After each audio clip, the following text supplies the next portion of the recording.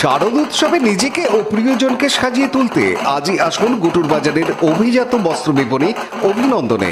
এখানে নারী পুরুষ ও শিশুদের পোশাকের নির্দিষ্ট কেনাকাটায় পান 20% ছাড়। এছাড়াও 3000 টাকার কেনাকাটার উপর আকর্ষণীয় উপহার। এই সুযোগ পাবেন 1 অক্টোবর 2020 থেকে 29 অক্টোবর 2020 ভাইফোঁটা পর্যন্ত। তাই দেরি না করে আজই আসুন অভিনন্দনে। ঠিকানা গুটুর বাজার ব্রিজের পাশে, সুগন্ধা, হুগলি।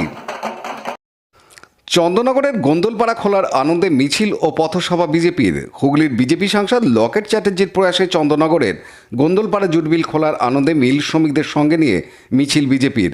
বুধবার ভদ্রেশ্বর পোস্ট অফিস থেকে জিটি রোড ধরে স্ট্যান্ড রোড হয়ে মিলের গেট পর্যন্ত মিছিল করে বিজেপি নেতাকর্মীরা। এদিন মিছিলে নেতৃত্ব দেন হুগলি সাংগঠনিক জেলা সভাপতি গৌতম চ্যাটার্জি। এরপর মিলের গেটে পথসভা করে বিজেপি। পথসভায় উপস্থিত ছিলেন সাংসদ লকেট চ্যাটার্জি।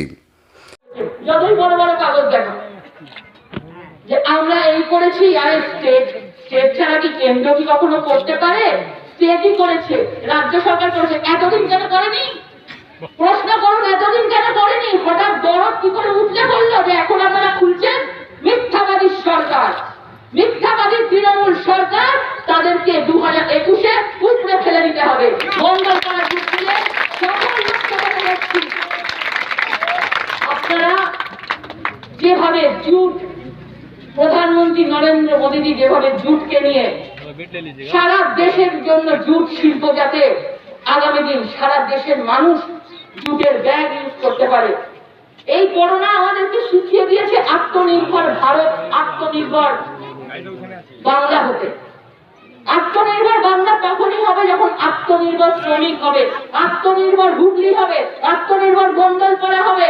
আত্মনির্ভর গোন্দলপাড়া হলে সেই সবকিছু, সেই হুগলির সেই জুট, আজকে জুটের ব্যাগ সারা দেশের মানুষ নেবে এবং জবাব দিয়েই ছেড়েছে। প্রধানমন্ত্রী নরেন্দ্র মোদী দিয়ে জবাব দিয়ে ছেড়েছেন এবং আমরা অনেক অনেক অনেক চেষ্টা করেছি।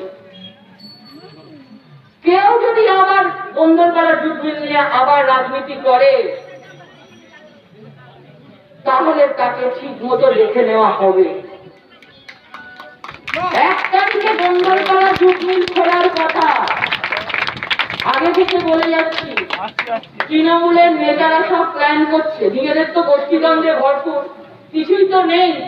তাও যদি কিছু পাওয়া যায় যে তাহলে 1 তারিখ খুলতে দেব না।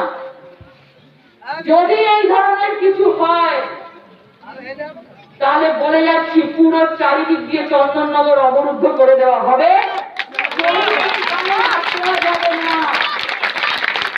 শ্রমিকদের পরিবারের গায়ে কোনো হাত পড়বে না। গোন্দলপাড়া জুট মিলকে আমি নিজে দেখে নেব। কোন মমতা ব্যানার্জি এসে, কোন পিসি ভাইপো এসে গোন্দলপাড়া জুট মিলে হাত দেবে না, এদিকে চোখও দেবে না। চন্দননগর থেকে সুভাষ মাইতির রিপোর্ট, হুগলি নিউজ।